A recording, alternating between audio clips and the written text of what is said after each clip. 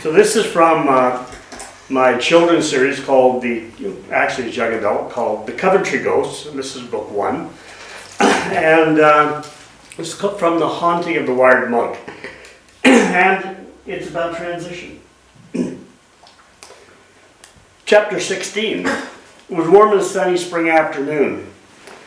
After class, Tammy decided to walk to work and enjoy the glorious spring weather. After spending all morning in the stuffy lecture hall at the university, she relished the pleasant prospect.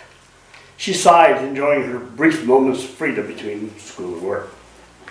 She was standing on the side of the road waiting to cross southward at the light to the Wired Monk when she spotted something on the sidewalk across the street, a small black blob. When the light changed, she ran across the street to see what it was, afraid that she already knew. Yes, it was a black kitten. At first, she thought it was already dead until she noticed its shallow breathing. Who would be so careless as to allow a kitten outside to roam around the busy suburb? She was angry at the unknown person and cursed them silently as she leaned down to examine the small animal. She could see no obvious wounds. She picked it up to see if there's some awful injury visible on the other side of its body. She could find no sign of trauma, but the kitten was unresponsive and limp in her hands. Its breathing irregular and shallow. She couldn't leave it here, so she took it and cuddled it in the crook of her arm. "Live, sweetie, live. You're beautiful, you're loved. Stay with me," she murmured. When she got to the door of the coffee shop, she peered inside before opening it. There, Kathy, the local vet, sat reading the paper with her husband, Bruce. Tammy covered the kitten with a sweater she had carried the walk home when she knew it would be cooler, and slept inside. Caitlin saw her and smiled, looking confused when she didn't go to the till to clock in. Tammy smiled back and shrugged. She wasn't about to announce that she had a kitten with her, much less a wounded one. "Kathy," she whispered, "can I see you outside for a minute?" She gave the sweater in her arm a significant look. Kathy got up, excusing herself from Bruce. "What is it, Tammy?" "I found a kitten, and it's hurt." "Where? When?" "I'm over there on the sidewalk, 2 minutes ago." Tammy lifted the sweater off her arm to expose the small black furry bundle beneath. She held it up to Kathy and placed it on one of the patio tables. "Oh my, she's taken a lot of damage." She leaned over, listening to the raspy, shallow breathing of the kitten. "Her pulse is rapid and weak. I believe she's hemorrhaging on the inside. I'm sorry, but I don't think she'll survive. I could try, but she might not even make it to the clinic, and I think it would be expensive." "Is she in pain?" Tammy asked, her eyes brimming with tears. "She's unconscious," Kathy told her. "I don't think she feels anything." Tammy leaned over the table and whispered in the kitten's ears. "Live, my sweet," she pleaded. "Please, please live." The kitten went limp. Tammy's eyes filled with tears. "I'll take the body back to the clinic and dispose of it for you," Kathy said. "Thank you," Tammy sniffed. The women hugged in a moment of shared grief for the tiny creature. Kathy and her husband collected the body of the kitten and left the coffee shop.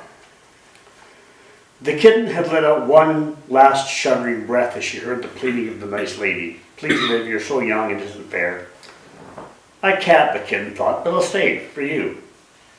After the kitten forced her way through the strange door, she hovered over the two ladies and her now empty body. Then she heard a voice, and it sounded close by. She searched for the source and spun, her ghostly ears twitching as they had when she was alive. "Here, kitty, come!" The voice seemed to come from inside the building. The kitten wanted to look inside, but she had no more than thought it when she was in front of the window. She looked down, she touched the glass with a tentative forepaw, and was startled to notice that she had no back paws. This did not impede her moving, nor did it bother her, which was odd. When she looked back up, she saw that her paw was partway through the window and realized the glass was no longer a barrier to her. She shot inside, right through the other apparition who had been waiting there. Happy yellow sparks arced out of the contact, and the other ghost giggled. "Oh, you're so beautiful," Leanne told the fluffy, cold black kitten spirit. Peering out the front window, Leanne was surprised to see the same pretty girl who had called 911 the day she died. She could see clearly, perhaps because of the kitten's transition to ghostdom, or maybe because of something very strange that she felt in the iris. But the fog was returning even as she watched. "I wish I knew her name." "Tabby," the kitten told her. "You can talk." Surprised, Tammy spun to face the kitten. I could talk with it alive, but living humans couldn't understand me. I guess ghosts are smarter. I'm Leanne, she introduced herself. I'm the Coventry Ghost. I'm Sarah, the kitten replied. I felt something strange happen when you shot through me just now. Sarah nodded and seemed to contemplate the issue. I feel different, she said. Different? How? I've only been a ghost for a few moments, but the instant I passed through you, I felt energy flow into me. A lot of it stayed. Leon nodded and they decided whatever it was that had happened, it was a good thing, and it felt kind of cool too. They meandered around the coffee shop observing the patrons and staff. They can't see us, can they? Sarah asked. No, we can appear to them if we want to, but we're not supposed to before midnight. Sarah gave her a sage nod. Why are you here? Leanne asked. Tammy asked me to live, but I couldn't, so I decided to stay. Why are you? I want to thank the people who tried to help me and was dying. There were two ladies, one of them was Tammy. Now I can tell Olivia, Mom, and Dad. They can bring Tammy and I can thank her. Then you leave? I'd rather stay. I plan to stay anyway, but I want to even more now that I have a friend. She gave Sarah a smile. And, well, I want to see Robin. My boyfriend from when I was alive. Boyfriend? What's a boyfriend? A boyfriend is a boy you fall in love with. Fall in love? What's that? Leanne shrugged and tried to explain to the kitten what falling in love was. She reached out and scratched behind Sarah's ear as she would have done in life. Happy red sparks cascaded from the touch. I'm glad you're staying, Sarah said. If I had lived, though, I would have wanted to be with Tammy. We'll be good friends, Leanne told her with confidence. Besides, you and I have more in common. Tammy's alive, and though I'm sure she's nice, it wouldn't be the same as having a ghost friend. Plus, it's against the law. I'm a kitten, Sarah hissed. No one can tell me what to do. Well, there's the ghastly committee. And if you don't obey the rules, they can send you to Draco. So, what's Draco? Sarah asked the sassy tone. I don't really know, but it doesn't sound like a good place.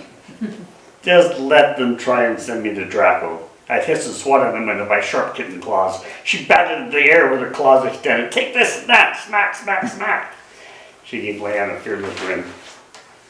They're really old, powerful ghosts, and there are 30 of them on the committee. I don't think it'd be safe to ignore them. Well, maybe, Sarah said. I think you're the most beautiful and smartest kitten there ever was. There's no other like you, and I'll love you forever. Okay then, Sarah agreed, purring with contentment. I believe we will be good friends. And I'll follow the rules, she added.